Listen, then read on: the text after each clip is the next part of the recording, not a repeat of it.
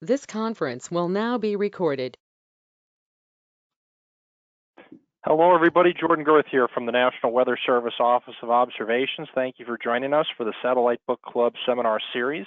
This is session number 135. Today's presentation is making the most of GOES imagery for WFOs. It's going to be about accessing and using imagery from the STAR GOES imagery site.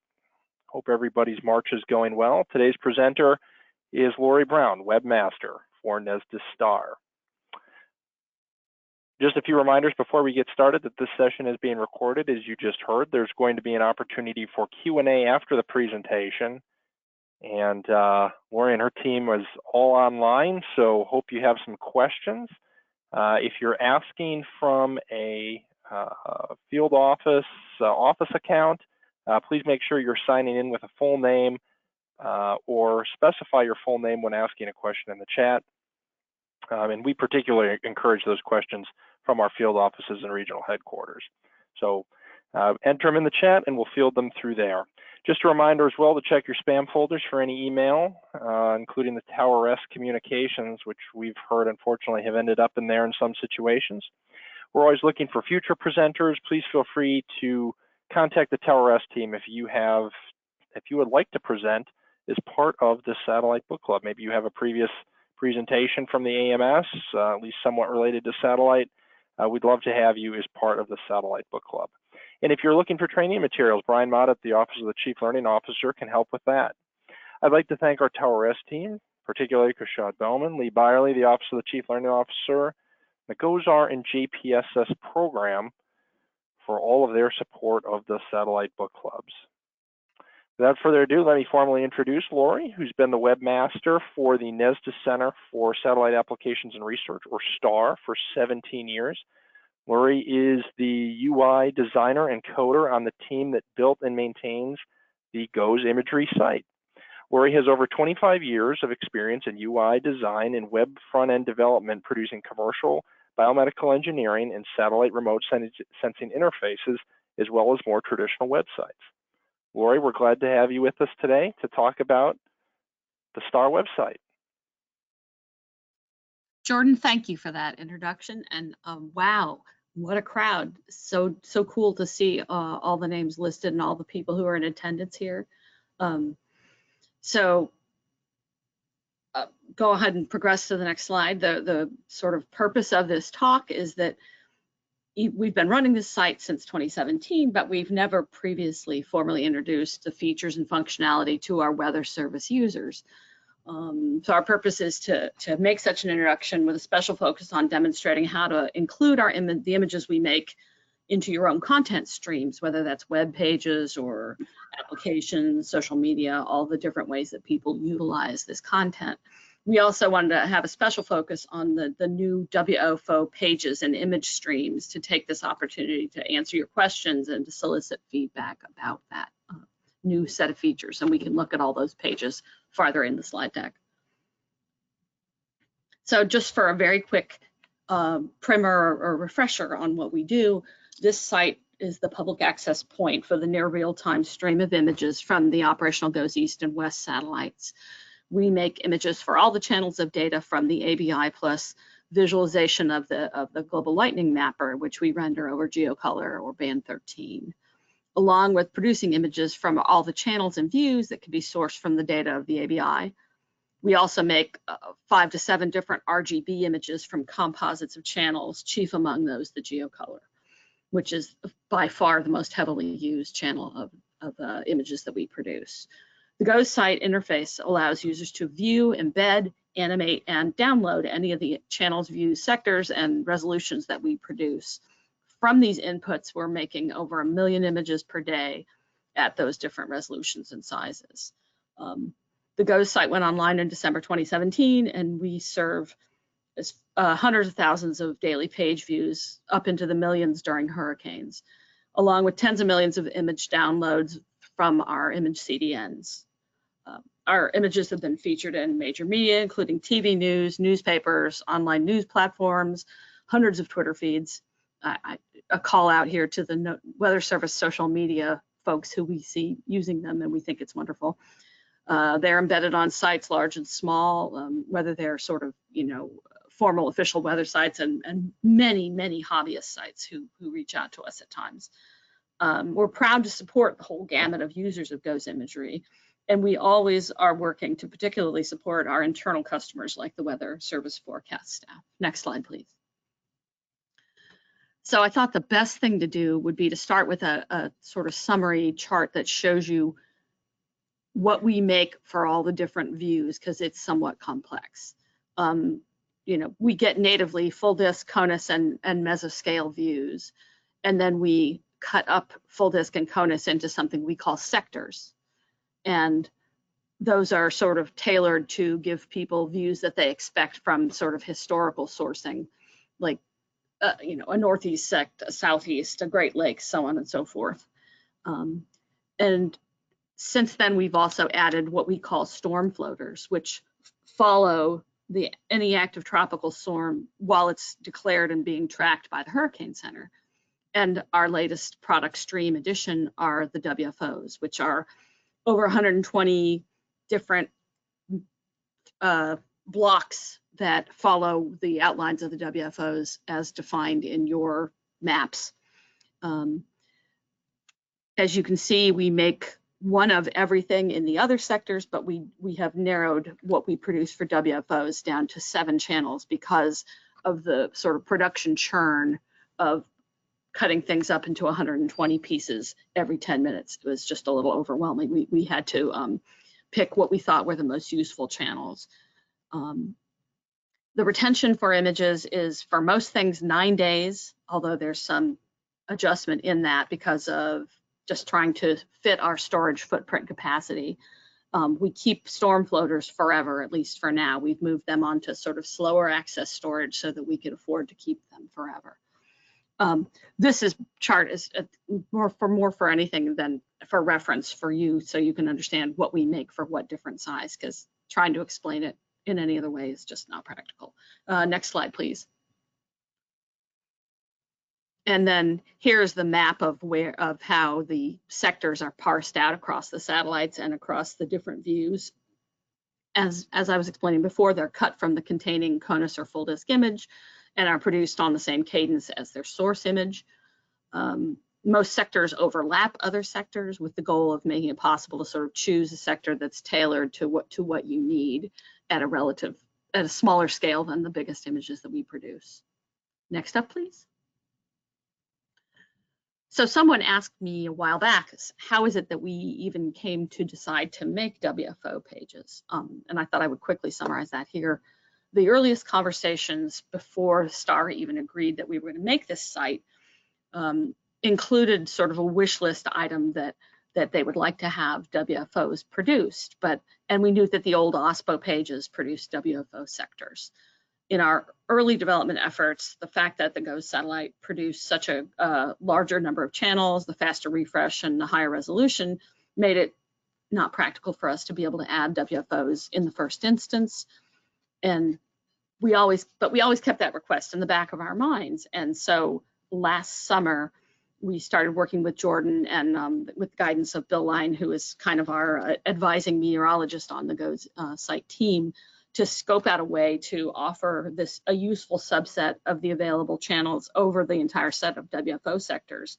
And we adapted the interface layout of the storm floater page, which was well received, to house the new specific content for WFOs.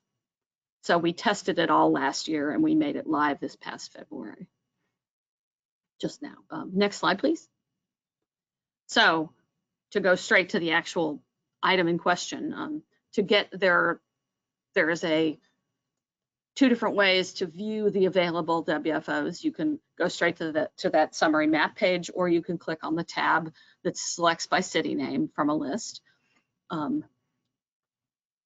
Or you can simply cobble together a URL that points straight to the WFO you want to use. We use the 3-letter identifiers that you use in our URLs so that you could always pretty much think through what you would need to click to get there. Next slide, please. So here's the list for text clicking if you don't want to click from a map, or if you're on a phone and it's too hard to read a tiny map or click on the sector. Next slide, please. When you've selected a WFO, this is what we call the WFO page, and it has a number of features on it. The page initially loads a 30-frame animation of the geocolor, which is, since this is sourced from full disk and is every 10 minutes, that's the last 5 hours animated. And it's always going to be the most recent 30 images. And the latency on those is typically about 22 minutes. I keep checking, and that's about what it lands at when everything's running properly. The 7 channels we produce for you are geocolor, GLM over geocolor, something called day-night, cloud micro combo, sandwich RGB, fire temperature RGB, band 2 visible, and band 13 infrared. So if you click on any of those tabs that you see over on the right-hand side, that'll load the most recent 30 frames of any of those channels. So the links on the left, the first link is animation loops, and that's going to take you to the configurable animation view, which we'll show you on the next slide. The link that says image server links to the top level folder for the WFO images grouped by channel. So you can just go poke around in the server and get what you want manually if you want to. The button that says download animated GIF will also demonstrate towards the end here. That will start a script that turns this stack of JPEGs into an animated GIF that you can download straight onto your laptop and repurpose in presentations or do whatever you want with. It's a file that you save down from here. It's not a link. Number 4 is a link to the related WFO weather service page. So if you're on Tampa, Florida, that's going to point to the Tampa, Florida weather service page. And we sort of figured, because we figured out how you built your URLs and we copied it and built it in automatically. Then the block of links you see next to number 5, I basically sat down with a map and eyeballed what I thought were relevant sectors to supply links to on this page, so that you could say, if I'm looking at Tampa, Florida, what sectors does that intersect with? Well, everybody gets CONUS, Southeast, Gulf of Mexico, what's the Southern Mississippi Valley, which is Alabama, and the Caribbean. And by the way, anybody has asks about wanting to include different things on those sector lists, we can adjust those by adjusting a configuration file, and we're very happy to make those changes. The auto refresh link for this page is a nice subtle little trick, which is that if you click on that link, it's going to load the WFO page in a version that automatically reloads every 5 minutes, so that if you're keeping that open in a window and you want it to just be sort of a monitoring tool, you can do that. But we can't make all the pages load that way because it's an accessibility violation, but we can give you the ability to load that intentionally for your own use. Go ahead and get the next page, please. So the All Images tab that you see on the top of the little tab bar takes you to what looks like the link, the list of the most recent images for all the channels.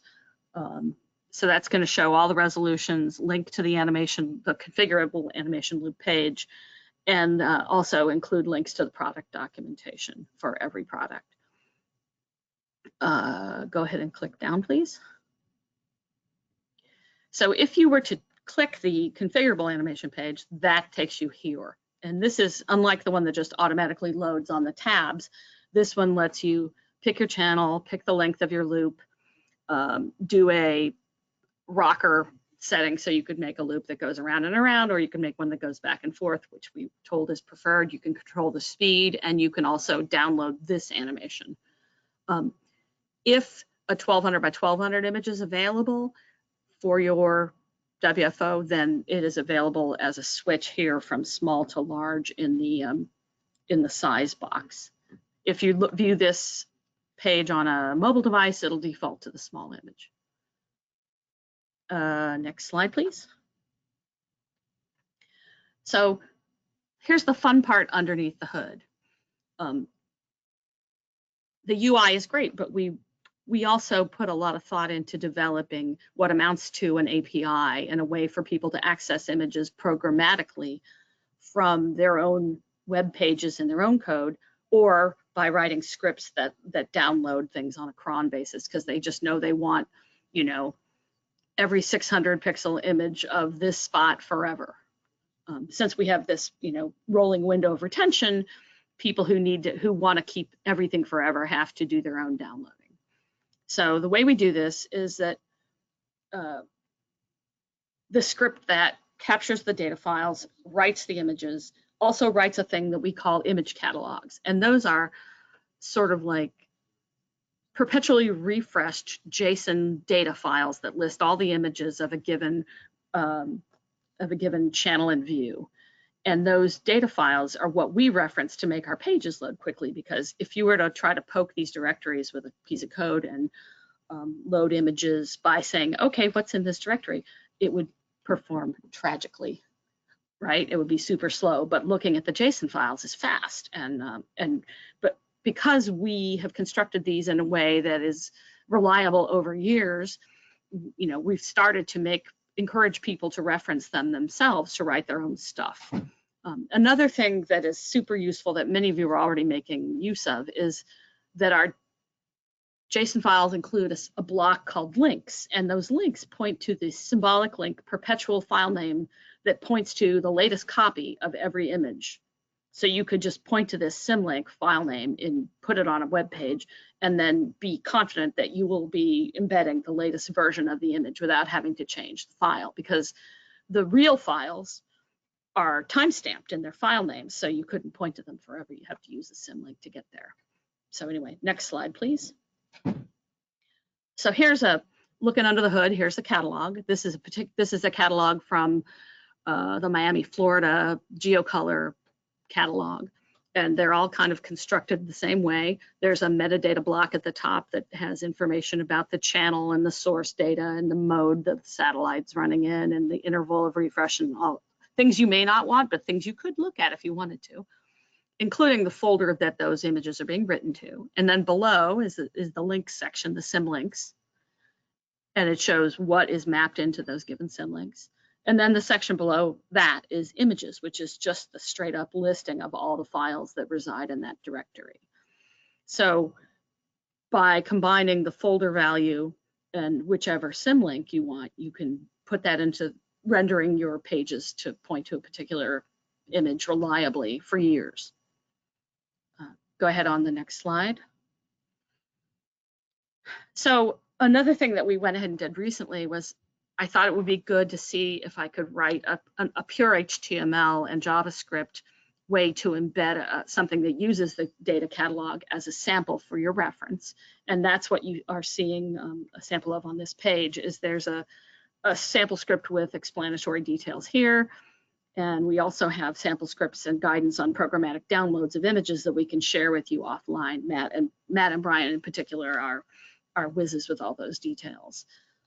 You can navigate with your browser straight to the image directories and also to the catalog directories to grab whichever ones you're looking for. And they all have sort of logical names that include the WFO text string in the name of them in the channel, and WFO is the view. So here, next slide, please. So I wanted to talk a little bit about coming attractions, improvements that we have underway. A lot of the work we do is sort of under the hood and a little bit yawny, and has to do with sort of managing resources and having enough front end and back end computing power to keep making this fast enough and to support the volume of use that the site gets from outside. But on the UI side, there's some other, I think, interesting changes that we're considering. We're going to try to improve the index that's rendered for the image folders to make it easier for users to do unscripted downloads. We're going to add links to mesoscale sectors to the WFO pages when the mesoscales are positioned near a given WFO. So it'll be dynamically determined based on the lat-long center of the mesoscale relative to the boundaries of a given WFO. we do that for floaters, and it won't be hard to adapt it for this. We're investigating making wind vector layers for sectors, but I'm not sure that's going to be practical for WFOs because of just computing churn to perform that. We are entertaining and taking in some of the comments we've already gotten from people who are early adopters of the WFO functionality to adjust the positioning of the WFOs, correcting the county outlines that are here, because my original read of the counties is a few years old, and so I'm capturing some updates that have taken place in the last couple of years. I'm investigating writing some low bandwidth pages for the user communities who need them, like in the South Pacific and the Caribbean. And we're going to start trying to convert content like what we put together for this presentation into some user support information on the site, above and beyond telling people to clear their browser cache and other, sort of housekeeping questions, just to make accessing the site work properly. So I wanted to make a point of cruising on through this so that we could talk to you, because that, I feel like, is the part we most look forward to here, is hearing questions and talking to you all. Go ahead, go to the next slide. I wanted to say thank you all for coming. I'm going to update this page with some additional links that I thought of after I went to bed last night, so that when we distribute the slides, you can have this as a bit more of a resource. And I want always to encourage you to ping us when you see something that doesn't work right, or something you have a question about, or something you think we should consider doing differently. We are always trying to get feedback, trying to educate ourselves about the way weather users see this information. And credit and thanks, especially to my colleagues on the Ghost site team. It is a privilege to work with this bunch of people: Matt Yoakum, Brian Keffer, Edmund Rodriguez, Bill Line, and Jamie Daniels. Every time I tell people that we do this with this small group of people on an everyday basis, they're always surprised. I get these emails where people think that I am just the lady that answers the email, and that there's some, room full of people doing this work, and we are that room. That is it. But thanks again, and I'll return the emceeing back to you, Jordan. Thank you. All right, thank you so much, Lori, for that presentation. Glad to see so many of our field colleagues online. And please stay on for some discussion. As Lori mentioned, we do want to hear from our field offices and regional headquarters. And as I mentioned earlier, please specify your name if you're asking a question and you haven't already signed in with your full name. That'll let us get back in touch with you if necessary. I also want to note that the Satellite Book Club carries on every Thursday. So next Thursday is March 23rd. And we are going to have a fascinating discussion from the science officer at WFO Mobile,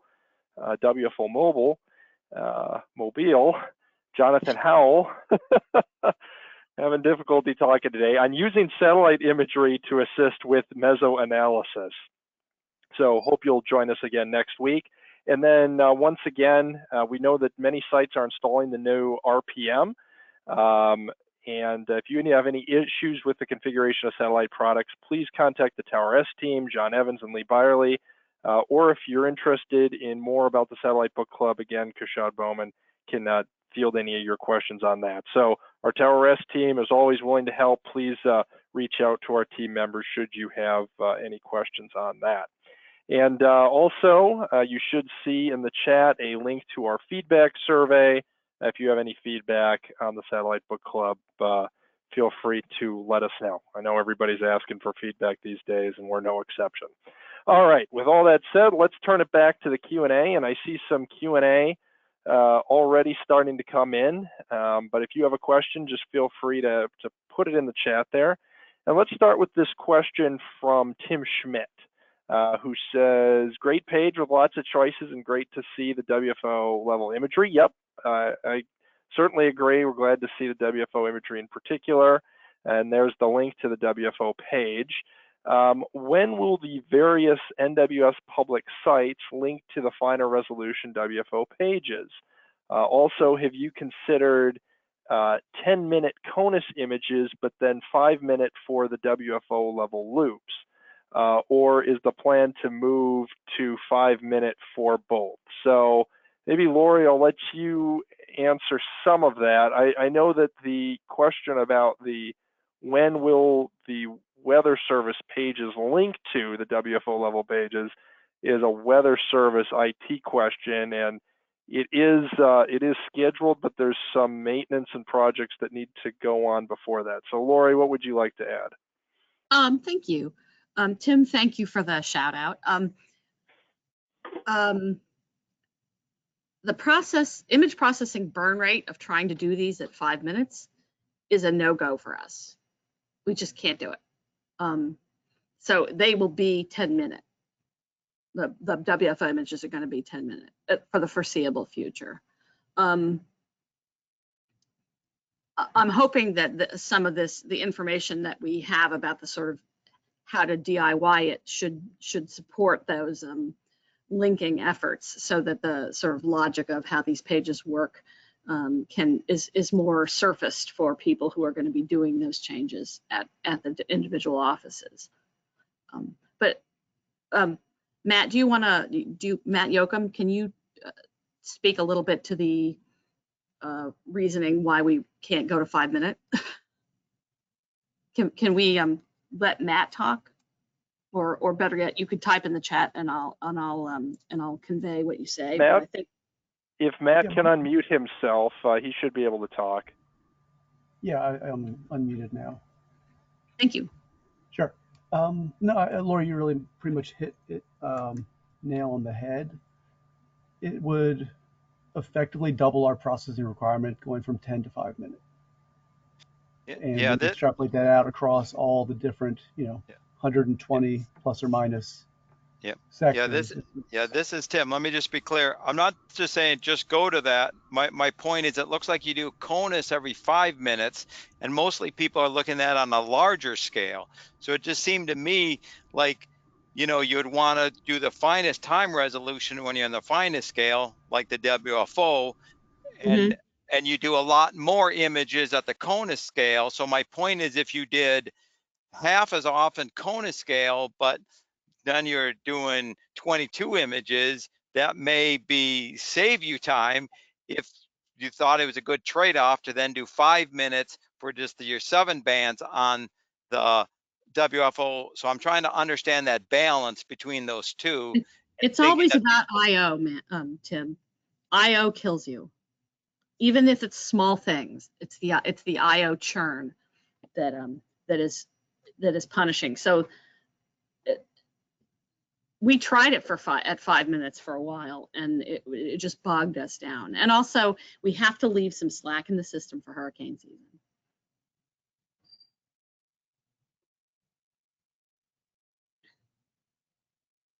All right, thank you so much for that question.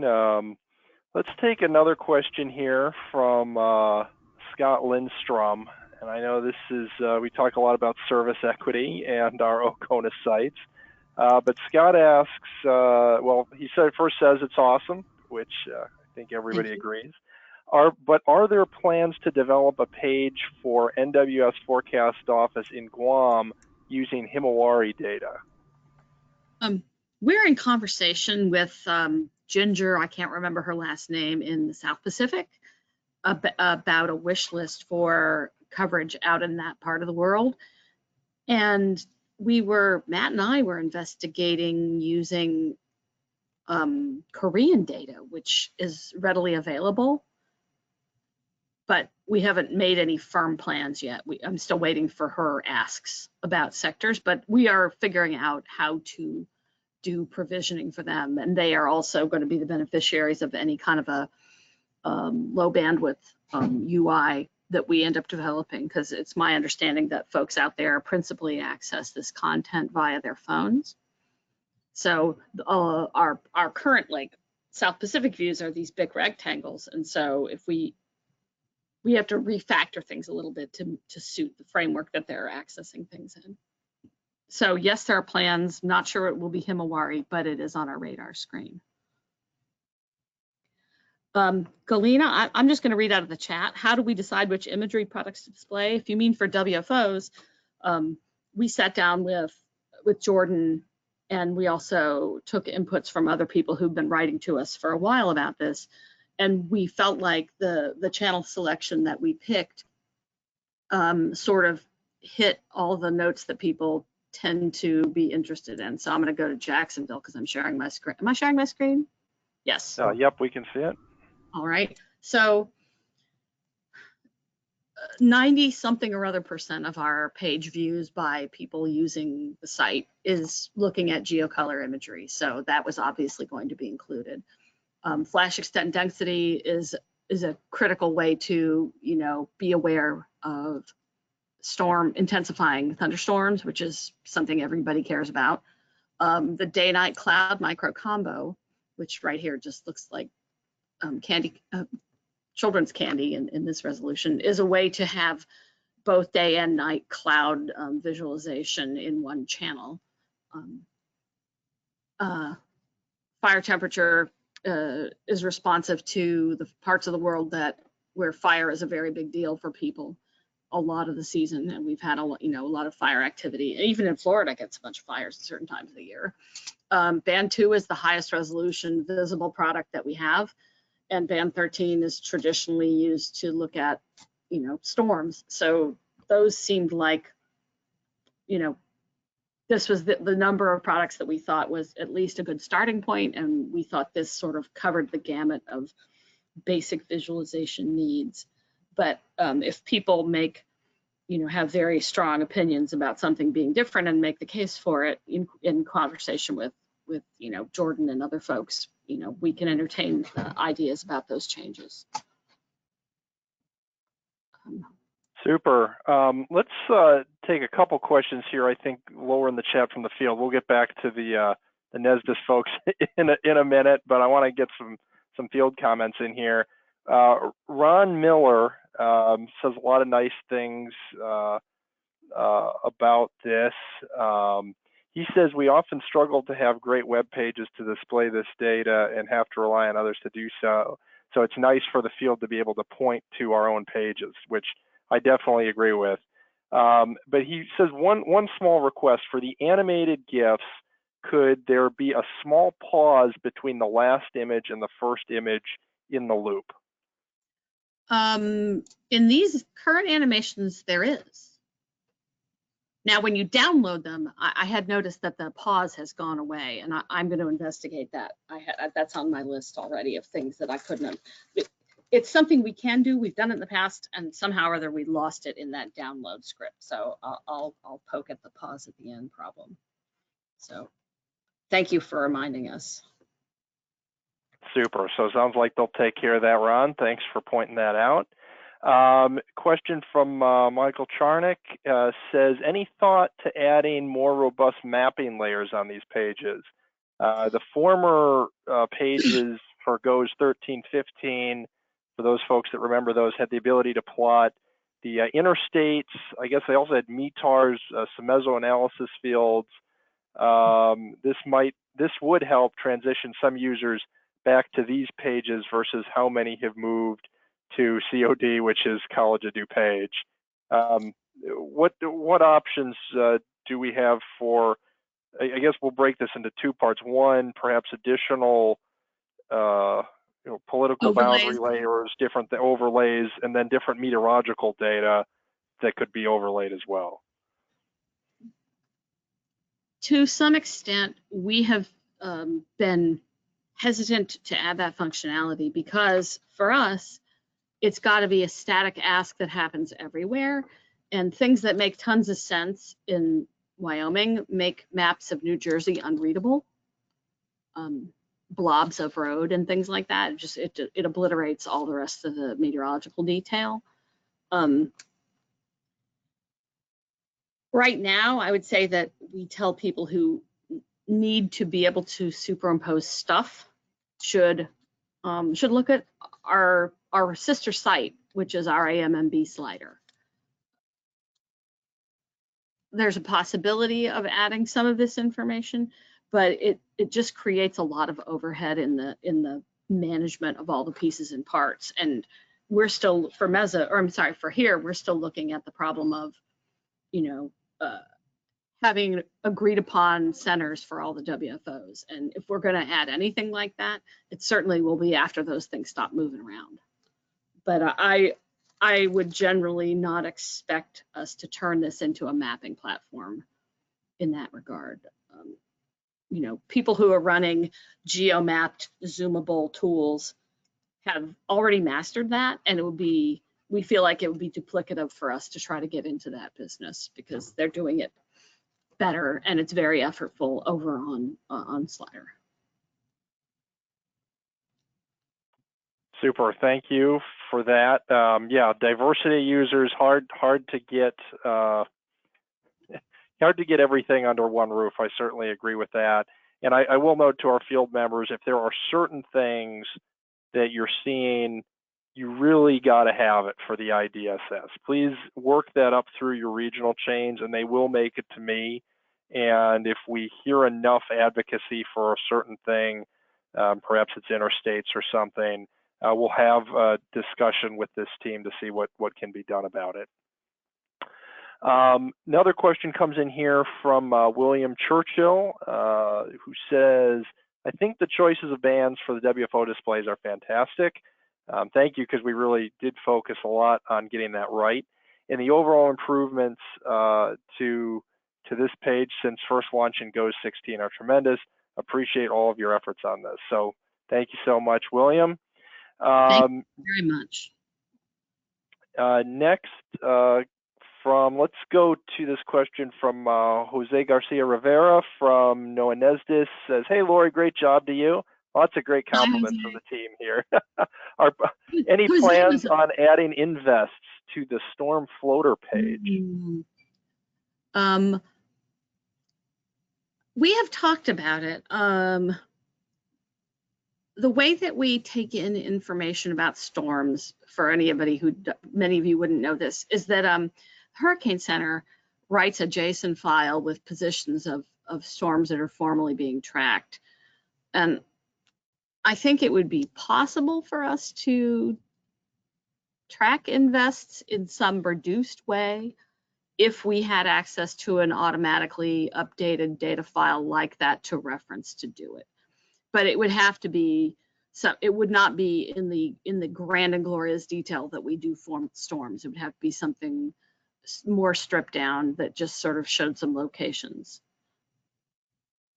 That would be my thought about it, because again, we're always trying to manage our processing footprint and map it to the amount of machine that we have available.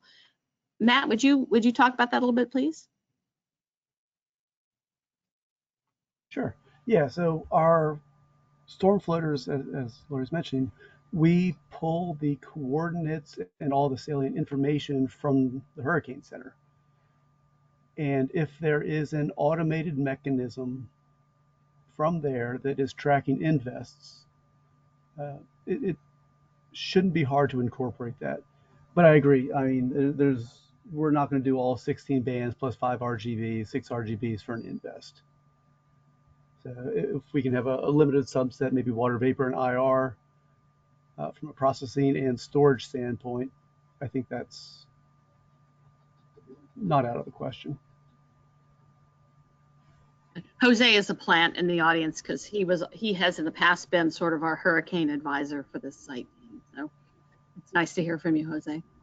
I was going to go ahead. Do you mind if I talk to Joe about the mesos jumping around?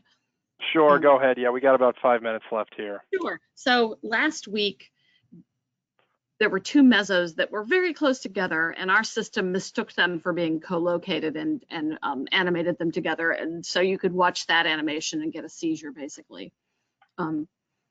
It was not ideal, but I don't think previously ever had 2 mesos that were so close together, but not in the same place. And so we feel like part of the solution is don't do that ground segment. And the other part of the solution is for us to maybe perform some kind of check that says they're not really on the same position unless they're closer together than those 2 images were. So there's 2 ways to keep this from happening, but we were unprepared to solve it because we'd never seen it before.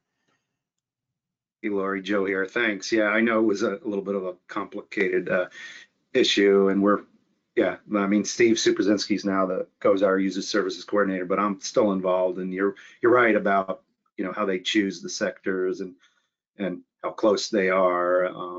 So yeah, I appreciate the answer. I just wasn't sure if this was the place to We're ask that. happy to, Yeah. we're happy to have a place to answer questions, and instead of writing each other 15 emails and then Yeah, not. I figured that. And the new MMM tool is there too. So, it's all, all kind of coordinated there. But thanks for addressing that. One last question, anybody? Yeah, let's take these questions down here. I think Kevin Thiel had the last one. Thanks for allowing me to jump around here.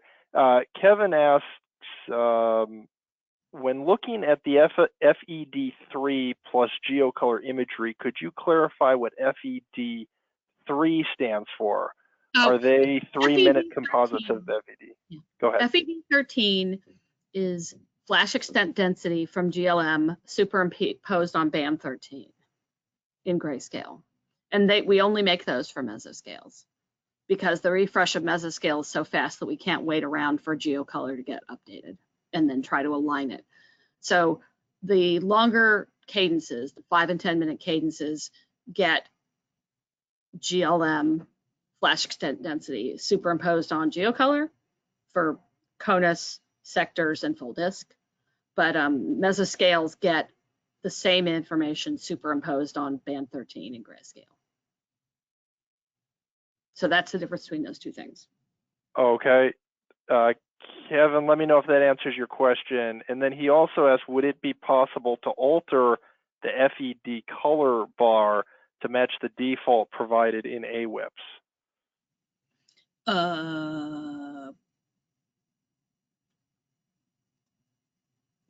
We could have a look. We just liked that we thought it was useful that you have the color, same color scale of that extent 13 has in other places.